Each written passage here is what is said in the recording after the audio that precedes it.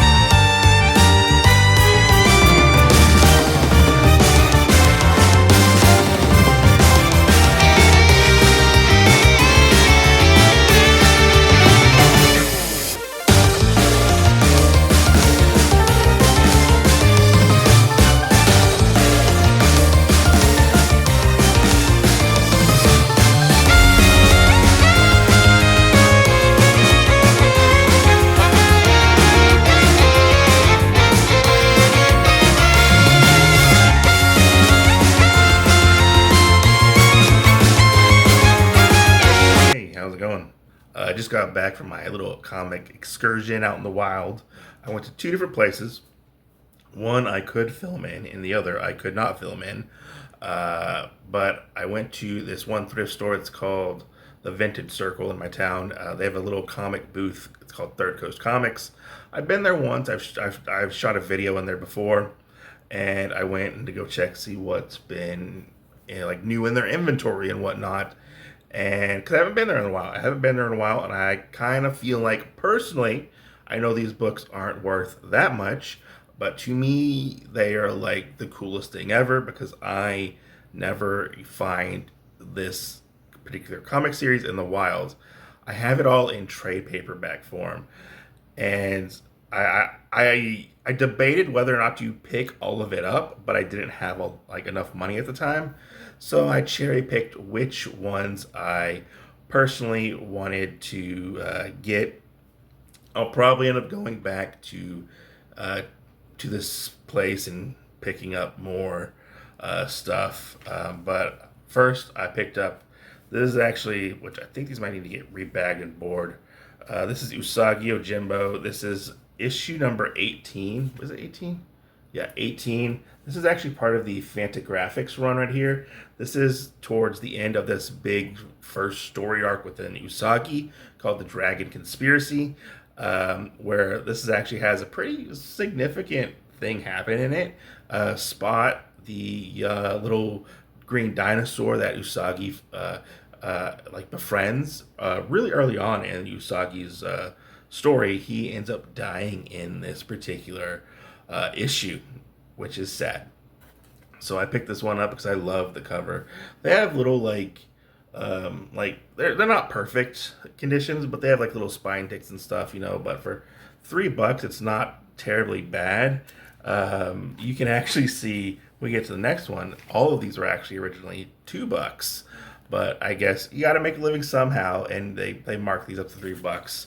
So we have also, this is issue 15 right here. This is also part of the Dragon Conspiracy. You can see $2 right there, but on the back it says $3. So yeah, pretty cool to have this. I love Usagi and Tomoe fighting together, fighting off the hordes of evildoers, you know, that want to take over like the shogunate and whatnot. And this one in particular, which is probably one of my favorite stories in Usagi as a whole. As I covered on my podcast, Usagi Podjimbo, go check it out. It's on all major podcast platforms. There is also a YouTube channel for it. Shameless plug. I will leave a link down below. But this one is one of my favorites. This is issue number 31 right here. This is actually the storyline where Usagi ends up finding out he is actually a father to the love of his life, Mariko. But sadly, Usagi can't be a father because his old rival thinks that he is the father. And, you know, Jotaro, the young child, becomes a big part of the Usagi Yojimbo story. But neither of them end up knowing of who actually who is in specific, like father to son and son to father type of thing. So yeah, pretty cool to get that just to have. And then I went to this one place that I normally don't get to go to. It's called The Attic and Rabbit Hole Antiques right here. I picked up some pretty cool stuff. None of this stuff is bagged and boarded, but I did find a major grail or a major key issue in the stuff, which when we get to it, okay. But first, this series, or like I picked up a couple issues of this series. I never knew this existed, but I knew the character existed. He was in like it was one of the books I think like Grant Morrison wrote or something like that.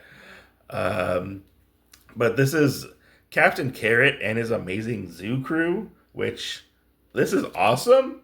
I had no idea like it actually had a comic. And this is actually issue 17 right here. I think it ran for like 20 issues, which my new fixation to collect Captain Carrot. This is just awesome and really fun. Then we have right here, let's get to it. We have issue 10 of Captain Carrot, which none of these are bagged and boarded, sadly. They're in decent condition, but for $3, you can't beat the price, really. And then we have, which one is this? This is actually issue 13 of Captain Carrot and the Zoo Crew. Now, let's get to the big major key that I found. Key issue, which I don't feel like I'd ever find, except if you count like new absolute Batman stuff I find or whatever, you know. I found this for $8. It does need a cleaning, but it's pretty cool. I almost passed this up when looking through the boxes that I was looking through. But I was like, oh, I'll go back and see what else I can find. And this was towards the front of the bin or box. And I just passed over it. I guess I didn't notice or realize maybe it was like I thought it was a reprint or something, but it's not a reprint. This is a genuine copy that I found. So this is actually the Mighty Thor issue 337 right here. This is the first appearance of Horseface himself, Beta Ray Bill. I can't talk. Beta Ray Bill, which I guess you could say, is this a newsstand or not a newsstand? I don't know. Check this out. Check out this sick, like, Return of the Jedi video game ad on the back of this. That's freaking cool right there. But yeah, I picked this up. I don't know what I'm going to do with it. I don't know if I'm going to clean it, press it. I don't even know how to do that. Maybe I'll have to find somebody else to do that. I don't know. But it is it's not near mint condition, but it's decent, above average condition, I would say. But yeah, pretty cool. Pretty cool to find this because like I never like find like major key issues and whatnot. But yeah, I'll probably have to go back there more often, I guess, and check things out. But anyways, that's all the stuff that I picked up. Thanks for watching. Hope you guys enjoyed this video. Peace out. Stay safe. Make sure to like, subscribe, and comment for more videos.